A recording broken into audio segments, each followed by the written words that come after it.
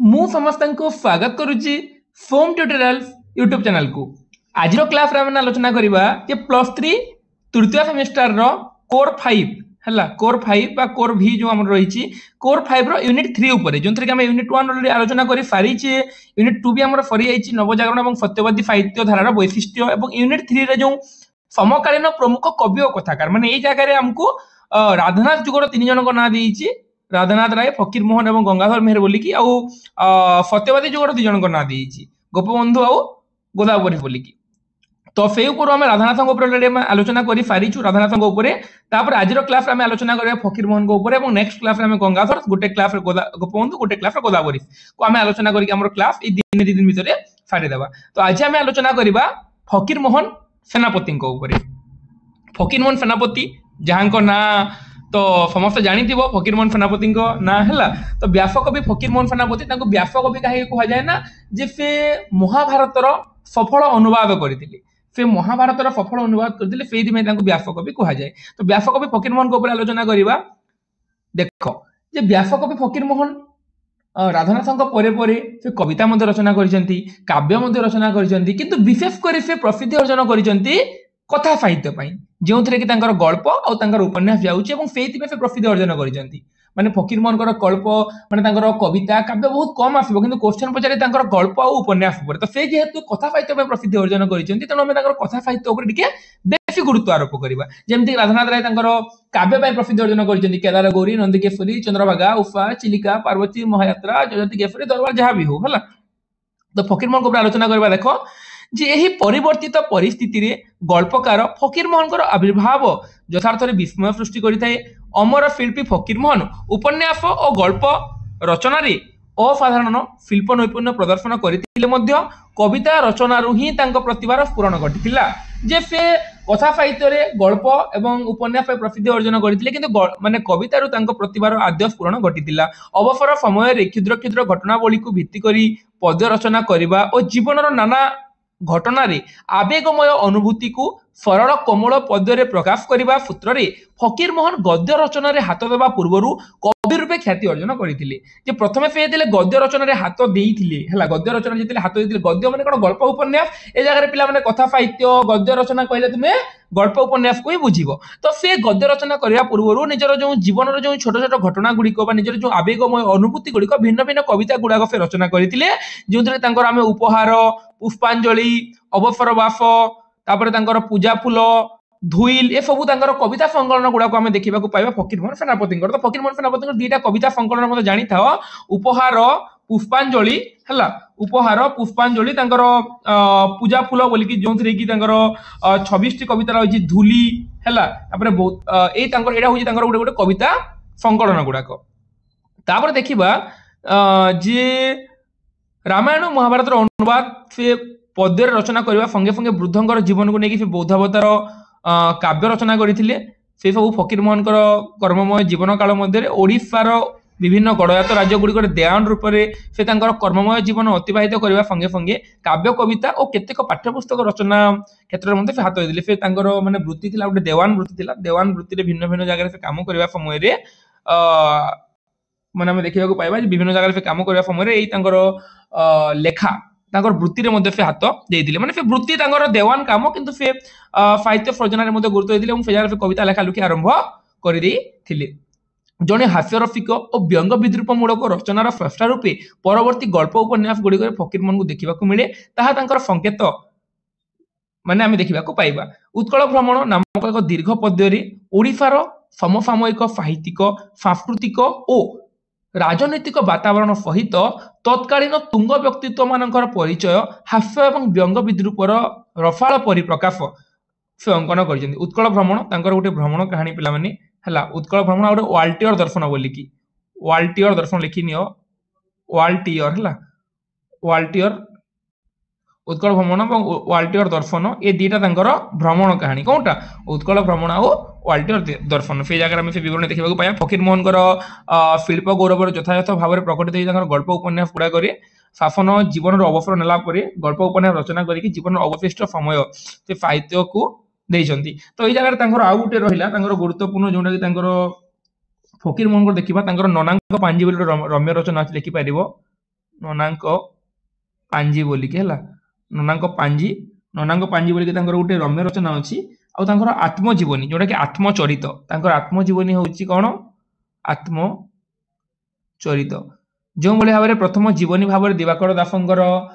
ମାନେ ଜଗନ୍ନାଥ ଚରିତାମୃତ କିମ୍ବା ମାଧବ ପଟ୍ଟନାୟକର ବୈଷ୍ଣବ ଲୀଳାମୃତ ଗ୍ରହଣ କରାଯାଏ ସେଇଭଳି ଭାବରେ ଓଡ଼ିଆ ସାହିତ୍ୟର ପ୍ରଥମ ଆତ୍ମଜୀବନୀ ଭାବରେ ଆତ୍ମଚରିତକୁ ହିଁ ଗ୍ରହଣ କରାଯାଏ ସେଇଟା କେବଳ ତାଙ୍କ ଜୀବନର କଥା ନୁହେଁ ବିଗତ ଅର୍ଦ୍ଧ ଶତାବ୍ଦୀର ଓଡ଼ିଶାର ସାଂସ୍କୃତିକ ସାମାଜିକ ପ୍ରଶାସନିକ ଅର୍ଥନୈତିକ ଏ ସବୁ ଜୀବନର ଚିତ୍ର ଆମେ ଦେଖିବାକୁ ପାଇବା କୋଉ ଜାଗାରେ ତାଙ୍କର ଆତ୍ମଚରିତରେ ଆମେ ସବୁ ଜିନିଷ ବା ସବୁ ଜୀବନର ଚିତ୍ର ଦେଖିବାକୁ ପାଇବା 1927 ମସିହାରେ ନା 1927 ମସିହାରେ କଣ ହେଇଛି ନା ତାଙ୍କ ପୁତ୍ର ମୋହିନୀ ମୋହନ ସେନାପତିଙ୍କ ଦ୍ୱାରା ତାଙ୍କର ଏଇ ଯୋଉ ଆତ୍ମଚରିତଟା ପ୍ରକାଶ ପାଇଛି ସେଇଥିରେ କେବଳ ମାନେ ସେ ଯୋଉ ଆତ୍ମଚରିତ ସେ ଜାତିର ଇତିହାସ ଏବଂ ସେଇଥିରେ ଫକୀର ମୋହନ ହେଲା ସେ ଆତ୍ମଚରିତ ସେଇଥିରେ ଫକୀର ମୋହନ ହେଉଛନ୍ତି ଆମ ଓଡ଼ିଆ ଜାତିର ନାୟକ ବୋଲି କହିପାରିବା ସେଇଥିରେ ଆତ୍ମପ୍ରଚାର ନାହିଁ ଆତ୍ମପୌଢ଼ୀ ନାହିଁ ଅଛି କେବଳ ସମକାଳୀନ ସମୟ ସମାଜର ନୀତିର ଚିତ୍ର ଆମେ ସେ ଜାଗାରେ ଦେଖିବାକୁ ପାଇବା ଫକୀର ମୋହନଙ୍କର ଆତ୍ମଜୀବନରେ ଜାଣିଲ ତାଙ୍କର কবিতা গুড়াক কোণ তাঁর কবিতা গুড়াক যে আমি আলোচনা কলা মনে রক্ষিব তুমি কইলি কবিতা সংকলন গুড়াক উপহার পুষ্পাঞ্জলি অবসর বাস তাঁর কবিতা সংকলন গুড়াক তাঁর কাব্য হচ্ছে বৌদ্ধবতার নামক সেই কাব্য রচনা করে তাঁর ভ্রমণ কাহিনী উৎকল ভ্রমণ ওয়াল্টিয়র দর্শন তাপরে তাঁর জীবনী চরিত হচ্ছে যে কহিলি কি আত্মচরিত হচ্ছে তাঁর আত্মজীবনী বলিকি ফকির মোহন জীবনের শেষ 21 বর্ষ 4 খণ্ড উপন্যাস এবং 20টি পর্যন্ত 21টি ক্ষুদ্র গল্প 20 নুহে আমি 21 করে পারিবা গোটে কুলকুন্তলা বলিকি তো 21টি ক্ষুদ্র গল্প সে রচনা করিসନ୍ତି আধুনিক অর্থরে যথার্থ ক্ষুদ্র গল্পর প্রথম স্রষ্টা হইসନ୍ତି ফকির মোহন তাঙ্ক রেবতী ওড়িয়া সাহিত্যর প্রথম সার্থক ক্ষুদ্র গল্প জানি তো পিলা মানে প্রথম ওড়িয়া সাহিত্যর প্রথম সার্থক ক্ষুদ্র গল্প হচ্ছে রেবতী হেলা जोटा कि 1898 रे রেবতী হচ্ছে ওড়িয়া সাহিত্যর প্রথম সার্থক ক্ষুদ্র গল্প जोटा कि 1898 অক্টোবর মাসরে উৎকল সাহিত্য মাসিক পত্রিকার পুরা লেখিন মেনশন করিন সে জায়গায় যে ওড়িয়া সাহিত্যর প্রথম ক্ষুদ্র গল্প হচ্ছে রেবতী जोटा कि ओडिया साहित्यर प्रथम सार्थक क्षुद्र गल्प भाव में 1898 मसीह उत्कल साहित्य मासिक पत्रिका प्रकाश पाई तार नायक चरित्र बने बासुदेव चरित्र बोली गोटे अच्छी बासुदेव जी की माने पाठ पढ़ा आसुले रेवती को लो निया लो रेबी लो चुली यही कथा गुड़ी को आम देखा पाइबा से रेवती से जगह झील पाठ पढ़ला बोली सब किसी है झीर बापार मृत्यु झीर मार मृत्यु है ये सब मृत्यु बासुदेव मृत्यु से पाठ पढ़ला बोली कहुई जगह नारी शिक्षा को समय के दबेक रखा जाता झील पाठ पढ़ला बोली सब असुविधा है बोली रेवती गल्प में कहुई रेवती को लो निया लो चुली लो रेबी बोली संबोधन कर गाली दी जाए से जिन देखा रेवती है तापरे ताहा पूर्व उत्कल साहित्य पृष्ठ रेवती पूर्व कौन होता ना उत्कल साहित्य पृष्ठ 6 मण 8 गुंड धारावाहिक भाव आत्मप्रकाश करता पे यहाँ गोटे इंपोर्टेंट क्वेश्चन तुम मान 6 मण 8 गुंड धारावाहिक भाव में केबे प्रकाश पाई लिखिपार तुम्हें 1897 रु 1899 केबे प्रकाश पाई मैंने 1897 है 1897 रु 1899 पर्यंत निरवच्छिन्न भाव में उत्कल साहित्य पत्रिका धारावाहिक भाव में 6 मण 8 गुंड कौ ना धैर्यटी है धैर्यटी छद्म नाम प्रकाश पाउला 6 मण 8 गुंड केबे प्रकाश पाई प्रथम पत्रिका भाव में 1897 प्रथम प्रकाश पाई 1897 रु 1899 जाए धैर्यटी छद्म नाम 6 मण 8 गुंड उत्कल साहित्य पत्रिका प्रकाश पाउला धारावाहिक भाव में आउ 6 मण 8 गुंड 1897 पत्रिका प्रकाश पाइला परवर्ती समय 1902 मसीह पुस्तक आकार प्रकाश पाई 6 मण 8 गुंड है এটা সমস্ত লিখি দিও আর কোন দেখি দেখিবা এই জায়গায় যে তাহা পূর্ব উৎকল সাহিত্যের প্রকাশ পাইতিলা ও এই সময় ওড়িয়া গল্প উপন্যাস সৃষ্টির উন্মাদনা ওড়িয়া লেখক ମାନଙ୍କୁ এক নূতন পথକୁ ঘেনি বসিলা এর পূর্ব ভাগরে থিলে ফকির মোহন সেই ধীরে ধীরে মানে গল্প সাহিত্য উপন্যাস সাহিত্যরে মধ্যে ধীরে ধীরে সেটা বঢ়িବାକୁ গলা হেলা মানে গল্প উপন্যাস রচনা তো জানিলা তাঙ্কর প্রথম উপন্যাস 6 মণ 8 গুণ্ড जोटा गोटे सामाजिक उपन्यास 1897 मसीह सेटा उत्कल साहित्य पत्रिका प्रकाश होइतिला एवं 1902 मसीह धैर्यटी माने 1902 मसीह पुस्तक आकार प्रकाश होता से कौन वर्णना कराई जे आम देखा जे से समय ओडिया साहित्य उपन्यास थिला आगु उमेश चंद्र सरकार पद्ममाली रचना करी किंतु से समय फकीर मोहन थिला किंतु माने ये जो है माने कथा साहित्य फकीर मोहन प्रथम उपन्यास रचना करना किंतु तथापि भी माने उपन्यास स्रष्टा भाव विवेचना कराई रचना गुड़िक 6 मण 8 गुंड मामू लक्ष्मण प्रायश्चित 6 मण 8 गुंड कौन रही सामाजिक लुंठन शोषण अन्याय विरोध में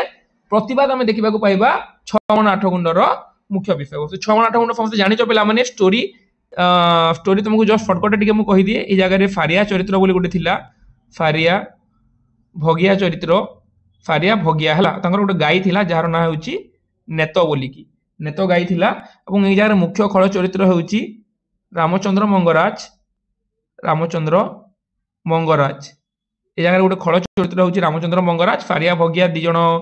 तंती ए मानकर जमी थिला 6 8 गुंड जमी से जमी को रामचंद्र मंगराज केउ भले चंपा चंपा बोली तांकर गोटे दासी थिला हला चंपा लिखि पारिबो चंपा लिखि दउची चंपा बोली रामचंद्र मंगराज जने दासी थिला रामचंद्र मंगराज जने जमीदार थिले से केउ भले भाबरे चंपार सहाय्य नेकी चंपा गोटे दासी बा पोइली तार सहाय्य नेकी केउ भले भाबरे से 6 8 गुंड जमी को फारिया भगिया रो अपहरण करिसेंती परवर्ती समय रे फारिया भगिया कोन करिसेंती से जमी को झुरी झुरी निजो गाय को झुरी झुरी फारिया मृत्युवरण करिची भगिया जेल दंड जेल जाईची परवर्ती समय रे जते बेले केस चलीची केस रे मध्य रामचंद्र मंगराज को जेल दंड होईची केस रे रामचंद्र मंगराज जते जेल जाईचंती से समय रे देखिबा को पाबा तार जो थिले चंपा आ गोटे गोविंद भंडारी बोली गोटे चरित्र गोविंद भंडारी हला गोविंद भंडारी बोली जो चरित्र गोटे अछि ए दुई जन सब रामचंद्र मंगराज पैसा नेकी पळेबा को चाहुतिले तो जेते पळेबा को चाहुतिले ए गोविंद भंडारी कोन करी चंपा को मारी देइची एवं निजे सब पैसा नेकी डंगारे गला समय रे फे नाउरिया पचार जे तुम देहरे रक्त केमिति लागिला बोली कि फळ रे फे डंगारु फिकी पहरी पहरी जिबा पे चेष्टा करी सब रामचंद्र मंगराज सब पैसा नेकी बाटर ताको कुमिर खाई देइची एवं 27 टी परिच्छेद रे रामचंद्र मंगराज रो बाई जो 6 8 गुंड उपन्यास रो परिसमाप्ति घटुची एवं यार प्रथम परिच्छेद रामचंद्र मंगराज काहे ना से यार खळ चरित्र बोली की तो ये 27 टी परिच्छेद परिसमाप्ति घटुची एवं एई जगह रे कोन होइची ना जे समकालीन समय रे जमीदार मानकर केउ भले भाबरे अत्याचार चलीथिला से भले रामचंद्र मंगराज परी धनी लोभी अत्याचारी मानकर अत्याचार वर्णना करिसेंती ए जगह रे केवल रामचंद्र मंगराज माने जनक बुझौनी से जगह रे समकालीन समाज रो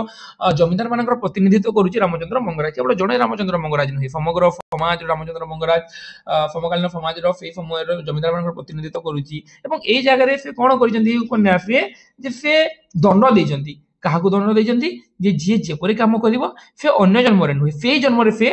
फल पाइबो बुझिला से जन्म रे से फल पाइबो सेति पई रामचंद्र मंगराज जमी लुटिची तांगर नेतो गाई नेइची बोली कि से मृत्युवरण करिची हला तापरे गोविंद चंपा तांगर पैसा नेचंती बाटर मरि जंती तो समस्त को दंड देजनी फकीर मोहन तांगर उपन्यास एटा होची 6 8 गुंडर संक्षिप्त विषय वस्तु तुमको बेसी माने विस्तृत भाबरे कहिनी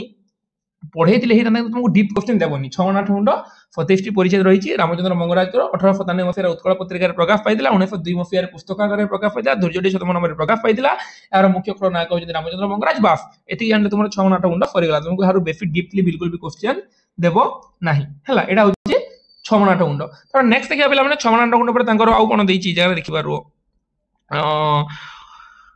देखिबा यार अर्थ उपन्यास 4 गोटी उपन्यास ओडिफार दीर्घ एवं 200 वर्षर सामाजिक इतिहास लछमा उपन्यास सृष्टि रे ओडिफार सामाजिक समाज जीवन रो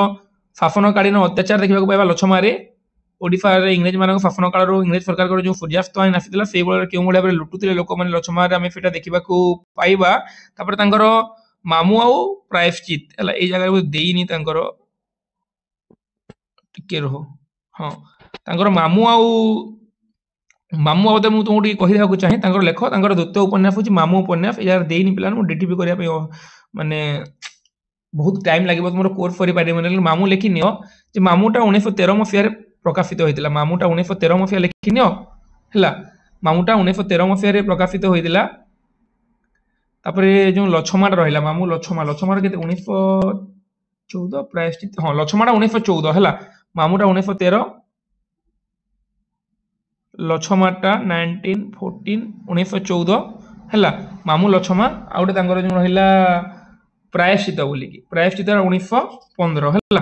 प्रायश्चितटा 1915 मामू लछमा तांगर प्रायश्चित 1915 लेखिनो मामू लछमा और प्रायश्चित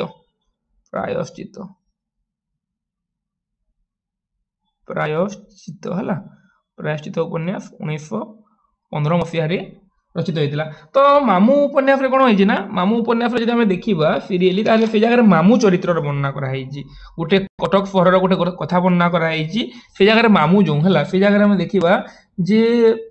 छलना और प्रतारणा को आश्रय करी कि तथाकथित शिक्षित गां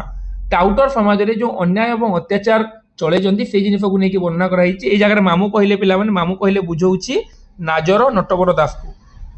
नाजर नटवर दास ए जगह रे से होची ମାମୁ କହିପାରିବା ଏବଂ ତାର ନାଜର ନଟବର ଦାସ ସେ କଣ କରିଛି ଯେ ଚାନ୍ଦମଣି ହଉଛି କିଏ ଚାନ୍ଦମଣି ହଉଛି ଏଇ ନାଜର ନଟବର ଦାସର ଭଉଣୀ ହେଲା ଚାନ୍ଦମଣି କିଏ ନାଜର ନଟବର ଦାସର ଭଉଣୀ ତ ଏଇ ଜାଗାରେ ମାମୁ ବୋଲି କାହାକୁ ବୁଝା ହେଇଛି ନାଜର ନଟବର ଦାସ ସେ ଜାଗାରେ ତାର ଭଉଣୀ ଚାନ୍ଦମଣି ଚାନ୍ଦମଣିର ଦୁଇ ପୁତ୍ର ନରୁ ଆଉ ତିରୁ ଚାନ୍ଦମଣିର ଦୁଇ ପୁତ୍ର ନରୁ ଆଉ ତିରୁ ଯୋଉ ହେଲା ତ ଏମାନଙ୍କର ସବୁ ଜମିକୁ ଅପହରଣ କରିଛି କିଏ ନାଜର ନଟବର ଦାସ ଏବଂ ସେଇ ଜିନିଷ ହିଁ ମାମୁର ବିଷୟବସ୍ତୁ ଏହା ଛଡା ଅନ୍ୟ କିଛି ଆମେ ଦେଖିବାକୁ ପାଇବା ନାହିଁ ସେଥିରେ ଆଉ ଅନେକ ଗୁଡେ ଚରିତ୍ର ମଧ୍ୟ ଅଛି ତ ସେତିକି ଆମେ ଦେଖିବାକୁ ପାଇବା ନାହିଁ ଏତିକି ତାର ମୁଖ୍ୟ ହେଲା ନରୁ ଆଉ ତିରୁର ଜମିକୁ ଯୋଉ ଅପହରଣ କରିଛି ନାଜର ନଟବର ଦାସ ସେଇ ଜିନିଷ ହିଁ ଏହାର ମୁଖ୍ୟ ବିଷୟବସ୍ତୁ ମାମୁ ଉପନ୍ୟାସର ଏତିକି ମନେ ରଖିବ ତମକୁ ବେଶୀ ଡିଟେଲ୍ସରେ କହିଲେ ବେଶୀ ଲଙ୍ଗ ହେଇଯିବ କ୍ଲାସ ତାପରେ ଲଛମା ମାମୁ ଲଛମା ତାପରେ କହିଲି ଲଛମା ତ କହିଲି ତୁମକୁ ଲଛମାରେ ଚରିତ୍ର ଯଦି ଆମେ ଦେଖିବା ତାହେଲେ ସେଇ ଜାଗାରେ ଆମର ଭାସ୍କର ପଣ୍ଡିତ ଚରିତ୍ର ଦେଖିବାକୁ ପାଇବା ଭାସ୍କର ପଣ୍ଡିତ ମରହଟ୍ଟା ଶାସନର କଥା ସେ ଜାଗାରେ ବର୍ଣ୍ଣନା କରାଯାଇଛି ହେଲା ଆଉ ଏଇ ଯୋଉ ଲଛମା ପିଲାମାନେ 1914 ମସିହାରେ ପ୍ରକାଶ ପାଇଥିଲା ଏବଂ ଏଇଟା ବି 1901 ରୁ 1903 ମସିହା ମଧ୍ୟରେ 1901 ରୁ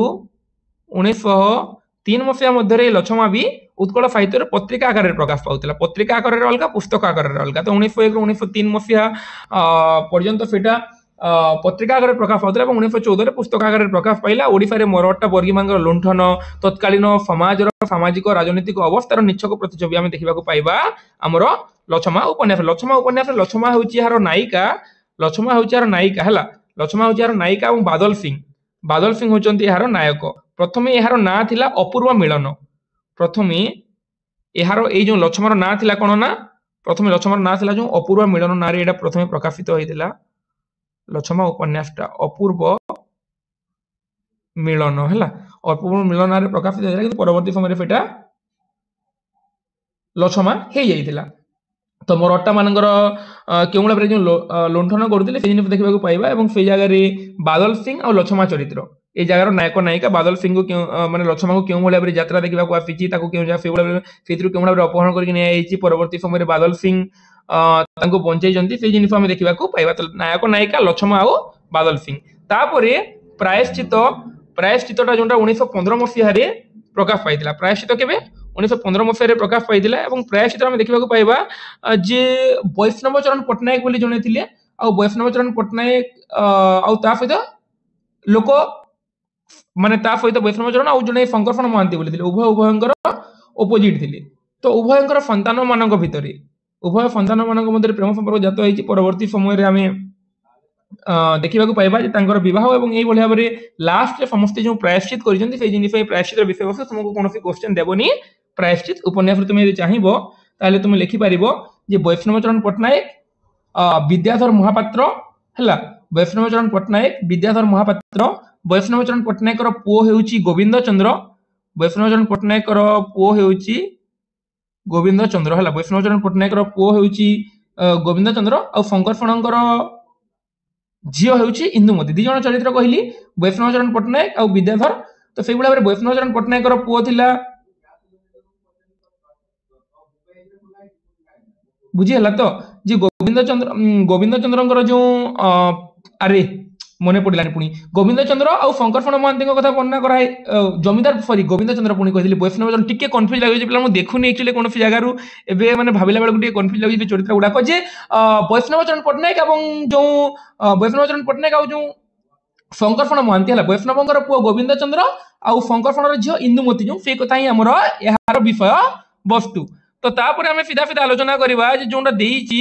ଯେ ଶିଳ୍ପୀ ଫକୀରମୋହନଙ୍କର ଉପନ୍ୟାସ ଗୁଡାକରେ ଶୋଷଣ ଏବଂ ଅତ୍ୟାଚାରର କରୁଣ କାହାଣୀରେ ସେଇଟା ପରିପୂର୍ଣ୍ଣ ଦୀର୍ଘ 200 ବର୍ଷ ଧରିକି ସେଇ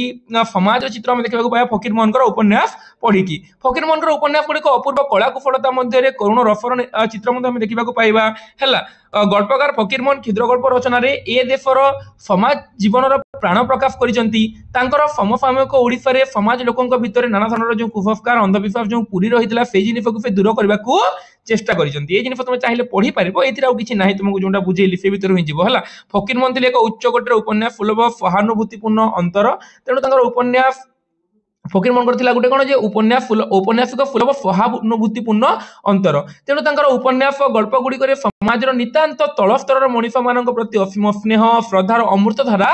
प्रकटित होइछि तांकर जीवनव्यापी अनुभूतिर परिपक्वता मानव चरित्र अध्ययन विपुल सुजोग तांको गल्प उपन्यास गुड़ निपुणता और वैचित्र प्रदान करिछि करुण रस फकीर मोहनकर शिल्प सृष्टिर प्राणकेन्द्र तथापि निर्मल हास्य और व्यंग विद्रूपर चित्र मध्य आमे देखिबाकू पाइबा तो तुमको बेसी करी फकीर मोहनकर कथा सहित तांकर उपन्यास चारिटा तार समय सीमा मन रखिबार अछि एवं तांकर गल्प मन रखिबार अछि एतिके मन रखिले तुमर फकीर मोहनक ऊपर सब किछि सरी तांकर आत्मजीवन ऊपर हम आलोचना करि सारि जे पिला माने तांकर आत्मजीवन चरित्र ऊपर तांकर गल्प ऊपर टिके आमे देखिदेबा फकीर मोहनकर गल्प ऊपर टिके आमे आलोचना करिदेबा फकीर मोहनकर गल्प ऊपर तापर हमर सरी जीवो हला फकीर मोहनकर गल्प तुमको जेमिति प्रथम गल्प कहिदिले टोटल 21 गल्प रचना करिनि फकीर मोहन सेनापति रेवती तांकर प्रथम गल्प जोंटा कि 1898 मसिया उत्कल साहित्य रे प्रकाशित होइतिला आ तांकर शेष गल्प होउची गारुडी मंत्र बोली की हैला तो लछमुनिया बोली गोटे गल्प थिला जोंटा कि 1868 मसिया रे प्रथम गल्प बोली कहा जाए जदि से गल्प मिली थांता फकीर मोहनकर ताहेले सेटा समग्र भारत रे प्रथम गल्प होइतांता लछमुनिया किंतु सेटा वर्तमान दुष्प्राप्य तेनु लछमुनिया को ग्रहण करा न जाई कि रेवती को ओडिया साहित्य रे प्रथम गल्प भाबरे ग्रहण करा जाउची तांकर अन्य गल्प गुडी को जो रहिची फकीर मोहन सेनापतिंकर देखिबा बालेश्वर राहाजानी बालेश्वर पंगालुन बालेश्वर राहाजानी माने गोटे वर्णना देइची जे बालेश्वर अंचल रे सेही समय केउ राहाजानी चलितला केउ मूल्य लुंठन चलितला से जिनिस को नेकी रचना करिसंती बालेश्वरी राहाजानी बालेश्वरी पंगालुन माने बालेश्वरी जो लुण मरा कार्य से जिनिस को नेकी वर्णना करिसंती बालेश्वरी पंगालुन कालिका प्रसाद गोराप कमला प्रसाद गोराप एटा गोटे जहाज मानकर ना कालिका प्रसाद गोराप भी गोटे जहाज कमला प्रसाद गोराप भी गोटे जहाज से जहाज गोटे माने कालिका प्रसाद जहाज रो ना को नेकी रचना करिसंती कालिका प्रसाद गोराप नामक गल्प कमला प्रसाद जहाज को नेकी रचना करिसंती एही गल्प से नौ वाणिज्य और इतिहास समृद्धिर चित्र हम देखा पाइबा रेवती प्रथम गल्प हेले सार्थक्य से रेवती गल्प जमी कहली पिलाने से नारी शिक्षा प्रति से कालर रक्षणशील समाज मनोभाव जी से समय नारी शिक्षा को से क्यों भाव में दृष्टि देखुले से जिन को लेकिन से वर्णना करते रेवती बोलिकी है रेवतीर पाठ पढ़ा होता जीवन विपर्जयर कारण बोलिकी से समय मता था तार पितामाता मृत्यु होती जमीदार संपत्ति बाड़े निलाम कर जेजीमार आखि को दिशि नहीं ए सबूपाई किए दायी रेवती दायी बोली कहा जायछि जहाको से नीरव भल पाइतिला जे ताको पाठ पढ़ैतिला वासुदेव तार मध्य मृत्यु हो जायछि तो से जिनिस हम देखिबाकू पाइबा जेजीमार लो रेवती लो रेबी नो लिया लो चुली ए जिनिस गुडा हम देखिबाकू पाइबा रेवती तांकर प्रथम गल्परी तांकर अन्य गल्प परवर्ती समय लास्ट रे कोन होइछि रेवती आउ जेजीमार मध्य मृत्यु होइछि एवं सेटाको से गल्प को आहुरी करुण कर देइछि तापर देखिबा हम तांकर पेटर्न मेडिसिन गल्प पेटर्न मेडिसिन माने हम कहबा पिटा मेडिसिन गोटे स्वामी सब बेश्या संग और मद्यपान करूला किंतु पिटा मेडिसिन ताको झाड़ू थे प्रचंड बाड़े तार पत्नी से तार निफा छाड़ी जाइए अन्य पत्नी निफा बेश्या वृत्ति मद्यपान निफा छाड़ी जाइए पेटर्न मेडिसिन देखा पाइबा धुरलिया बाबा धर्म नाम भंडामीर चित्र देखा पाइबा डाक मुंशी रे गोपाल बोले गोटे चरित्र समस्त जानिथबो जे कि पाश्चात्य शिक्षार प्रादुर्भाव संपर्क करबा पाश्चात्य शिक्षार कुप्रसार संपर्क करे पाश्चात्य शिक्षार कुप्रभाव जो जणे किपरि ता पिता जे ताको परिपालित करथिला जे तार चाकरी रे मध्ये सहाय्य करथिला ताको मध्ये से भूली जाई से जिनिस देखिबा पाठोई बहु रे गोटे मूर्ख बहु से परवर्ती समय घर को आसी केमिति पाठोई बहु रे परिणत होईची सभ्य जमीदार कथा बीरेई विशाल हम देखिबा जे कन्या सुनार प्रसंग देखा पाइबा कन्या सुनार प्रसंग देखा पाइबा क्यों भाव में से समय कह जाऊला जे माने बह देवाक मो झील को 10 वर्ष है पालन कली 500 टंका देले जाई बह करी से समय माने बरर बयस जिते बड़ हो जाता से समय कन्या सुना माने कौन पुरुष पक्षर लोक झील मान पैसा देकी बिक्री कर मैंने से समय गोटे 60-70 वर्ष वृद्ध मुझे 10-12 वर्ष छुआ को बह कर पारुला आराम से तो से टाइम छुआ कहबनी कि 10-12 वर्ष के एज हो तो कन्या सुनार कथा से जगह देखा पाइबा तापरे सुना बहुर प्रसंग देखा सुना बहुरे भी गोटे बहु जे किसी काम धाम कर परवर्ती समय एते हास्यरसर अवतारणा कर से जगह से बाध्य घर सब काम धाम करने को माने बहुर सुना बहुरे परिणत हो जाए पुनर्मूषिक भाव में जो बालेश्वरी पंगालन देखुला बालेश्वरी पंगालन जो लुणमरा प्रसंग अच्छी से लुणमरा प्रसंग परवर्ती समय गोटे आईन प्रणयन होती लुणमरा को लेकिन हूँ पुनर्मूषिक भाव गारुणी मंत्र गोटे मिछ माने गोटे से जगह में देखा केमिति भाव गोटे माने से जगह जो समाज जो कुसंस्कार थिला जे विवाहिता नारी ओढ़ना टेकिबनी एते दिन जाय एमिति रहिबो हला संगे पदी माने सब बुलुथिबे तो से जिनिस को नायक ए जगह कोन करिछि ना जे गारुडी मंत्र ना रे से लज्जा को निवारण करिछि नायिकार लज्जा को से जिनिस आम जगह देखा पाइबा जमी जगह देखी देख धर्म ना भंडामी और व्यभिचार केमिति होतला मद्यपान विशेषक्त इंग्राजी शिक्षार भ्रांत अभिजात्य है ମରଣମୁଖୀ ବୃଦ୍ଧକୁ ଅଳ୍ପ ବୟସର କନ୍ୟା ସହିତ ବିକ୍ରୟ, ଅସଦ ଉପାୟରେ ଧନ ଅର୍ଜନ କରିବାର କରୁଣ ପରିଣତି, ଇଂରାଜୀ ଶିକ୍ଷାପ୍ରାପ୍ତ ଯୁବକର ବାପାଙ୍କ ପ୍ରତି ଦୁର୍ବ୍ୟବହାର ଯୋଉଟାକି ଆମେ କମ୍ୟୁନିଟିରେ ଦେଖିବାକୁ ପାଇବା, ଗୁନି ଗାରୁଡ଼ି ଜନିତ କୁସଂସ୍କାର, नारी शिक्षा और नारी मुक्ति, कनेस्टेबल पुलिस व्यवहार इत्यादि इत्यादि जो कनेस्टेबल पुलिस व्यवहार यहाँ आम देखा पाइबा आमर जो जो पुनर्मौसिक भाव में है ये भाव में सब फकीर मान गल्प गुड़िक रूपायित बालेश्वर पंगाळिनी, बालेश्वर राहाजानी, मौनामुनि, पुनर्मौसिक भाव, डाक मुंशी, मौनामुनि गोटे देनी ये जगह बोधे मौनामुनि मौनामुनि बाबा मानकर माने बाबा मानकर माने भंडा भंडा चित्र देखा पाया मौनामुनि, पुनर्मौसिक भाव, डाक मुंशी, कालिका प्रसाद गराप, कमला प्रसाद गराप जो गल्प गुड़ाक पे सब देखा पाइबा। तो तुम्हें ये सब मन रखी न पारे भी तुमको मुख्यतः मन रखा पड़ो जे प्रथम गल्प हूँ रेवती जोटा कि 1898 मसीह मुझे कहीदेवी सरी जाऊ कौन कौन मन रख तुमको मुझे कहीदेवी। फकीर मन गल्प गुड़ाक प्राय द्वैत गल्पधर्मी कहानी धर्मिता अच्छी अथच कहानी नुहति, क्षुद्र गल्प निकटवर्ती अथच क्षुद्र गल्प नुहति, खंड जीवन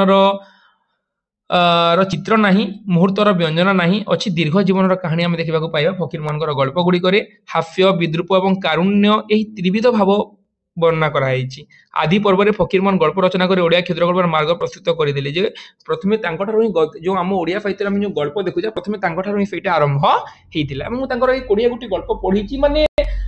समाज जो आम जो कही था समकालीन समाज चित्र जो साहित्य प्रतिबिंबित होता है से जिन फेंकी नहीं से बालेश्वर अंचल तेणु से लिखिं बालेश्वर राहाजानी बोलिकी से समय क्यों भाव में बालेश्वर कलिकता पर्यंत गोटे मार्ग प्रस्तुत होता से जगह केमी लुंठन कार्य चली नालू मिर्धा और बैदी सेठी बोलिकी दी जन थे से पूरा घोर जंगल भितर अवस्थित धरिया पुलिस केमी भाव में चक्रांत करता से जिन गुड़ा नहीं बालेश्वर राहाजानी माने गल्प गुड़ा एत सुंदर ना जे माने पढ़िले पाठक पूरा आत्मविभोर हो उठिबो माने मन आपे आपे उल्लसित हो उठे। पेटेंट मेडिसिन जदि पढ़िबो एते हसिबो जे हसी हसी गड़ी जीव से जगह पेटेंट मेडिसिन पढ़ी है बहुत बढ़िया गल्प गुड़ाक जेहेतु समय स्वल्पता दृष्टि मुझे तुम मानक सब बुझे पारुनी किंतु परवर्ती समय देखा जब हम बुझेबी कहीं प्रथम आमको सिलेबस सारिबार अच्छी ना क्वेश्चन जी देव आमको प्रथम से ही बुझार अच्छी बाकी जिन गुड़ाक आम आलोचना करवा तुमको जब मुझे 4टे उपन्यास बुझेबी गल्प गुड़ाक बुझेबी मुझे पढ़ी तुमको बुझापे सहज हम आराम से बुझेदेवी किंतु सिलेबस रही एपटे एमती भी मैंने कंटिन्यू क्लास करें पे बारंबार क्लास कमेंट कर क्लास करूना कोर्स सरुनी आमर एमती सेमती बोलिकी तो से कोर्स सारे ही पड़ू से तुमको डिटेल्स आलोचना करूनी तुमको डिटेल्स मुझे बुझे पारू ना से तुमको क्षमा चाहिए कि मुझे पढ़ाऊे क्वेश्चन से भर ही आसो बेसी डिटेल्स को न गले भी जी आम आलोचना कर क्वेश्चन से भर ही आसो बेसी किसी क्वेश्चन देव ना लॉन्ग क्वेश्चन तो आसो फकीर मन जो आसो फकीर मन राधानाथ गोटे देव आउ सेपटर तुम दे पारे गंगाधर कि गोपबंधु गंगाधर तो एपटर माने गोपबंधु आउ तुम जो गोदावरी है से भर क्वेश्चन आसो तो ये तुम शॉर्ट क्वेश्चन आसो पे कौन कौन आसवर चांस अच्छे मुझे तुमको आउ थे ये जगह कहीदेक चाहे प्रथम गल्प हूँ रेवती 1898 मसीहा उत्कल साहित्य प्रकाशित होता रेवती गल्प जोटा कौ ना प्रकाशित होता धुर्यटी छद्म नाम आम देखिपर रेवती है 6 माण 8 गुंड मामू लछमा प्रायश्चित समय सीमा है 1902 13 14 15 है समय सीमा गुड़ाक कौ पत्रिका भाव में प्रकाशित होता फकीर मन सेनापति 6 माण 8 गुंड मन रखा गल्प गुड़ाक रेवती गल्प मुख्यतः मन रखा बाकी गल्प गुड़ से क्वेश्चन देव नहीं फकीर मोहन 2टा गल्प लिखिपार फकीर मोहन तुमको क्वेश्चन देदेव जे फकीर मोहन क्योंटा गोटे ऐतिहासिक उपन्यास तो से जगह लछमा जो जगह कि मरहट्टा शासन चित्र रही तुमको क्वेश्चन देदेव मरहट्टा शासन चित्र आम फकीर मोहन कौन उपन्यास देखा पाइबा तुम लिख लछमा मरहट्टा शासन चित्र मामू माने मामूर तो जान क्यों भाव में मामू निजर भौणीर घर को भी उजाड़ी देवा बसीला से मामू और प्रायश्चित समस्ते प्रायश्चित कर आम आलोचना करता जो थे कि माने वैष्णवचरण पट्टनायक पुओ गोविंद पट्टनायक कि शंकरफण महांतीर कन्या इंदुमती से जिन गुड़ाक वर्णना कराई तो 4टा उपन्यास और गल्प ये जान तुम फकीर मोहन सब सरीगला यहाँ छड़ा तुमको अन्य किसी मन रखार ना समय सीमा खाली मन रख रेवती प्रथम गल्प रेवती केबे प्रकाशित होता उत्कल साहित्य पत्रिका 6 माण 8 गुंड के पत्रिका आकार प्रकाशित होता के पुस्तक आकार प्रकाशित होता प्रथम उपन्यास 6 माण 8 गुंड से 4टा उपन्यास रचना कर 3टा 6 माण 8 गुंड मामू और प्रायश्चित हूँ सामाजिक लछमा हूँ केवल गोटे मात्र ऐतिहासिक गल्प गुड़ाक बहुत गुड़े रही तुमको 2टा गल्पर ना लेख बोल पचारि पारे यही जिन तुम क्वेश्चन आसो यह व्यतीत तुम जब गोटे भी क्वेश्चन तुम आउ एपट सेपट बाहर को जी पढ़ाई यही जिन छाड़ी तुमको गोटे क्वेश्चन बाहर को देव ना तुम जो तुमको भ्रमण कहानी कहली जो तुम जे उत्कल भ्रमण आ वाल्टियर दर्शन तांकर जीवनी जोटा तांकर आत्मजीवनी जोटा रहला आत्मचरित से जिनिस गुडे मन रखो तांकर कविता फूल पूजा फूल अवसर बाफ धुइल तांकर कविता संकलन गुडाक है बौद्ध गतार गोटे काव्य से जिन गुड़ाक से मन रखिए जी पढ़ाई से मन रख 100% पूरा पूरी 100% 99 भी नहीं है पूरा 100% क्वेश्चन आम जी आलोचना करा से भर तुम 2 मार्किया 5 मार्किया जहाँ भी रहा 30 मिनट क्लास फकीर मान सब आसो यह व्यतीत गोटे भी क्वेश्चन जी गला मन रखिदा सेमिस्टर सरला परे आसिक वीडियो देले मते कमेंट करी कहबो जे सर आपण ठीक होते बोली कहीं सब गुरुत्वपूर्ण जिनिस आलोचना कर देछु कोन जिनिस को बात देनु है तो पढ़ जब कौन जिन डाउट थी मतलब कमेंट तले माने कमेंट रे मेसेज करी पचारि पारिबो एवं परवर्ती समय में आलोचना करबा गंगाधर मेहर को ऊपर तो वीडियो को सब देखि समस्त को हृदय धन्यवाद जय जगन्नाथ जय मां समले पुणी देखा आगामी वीडियो रे।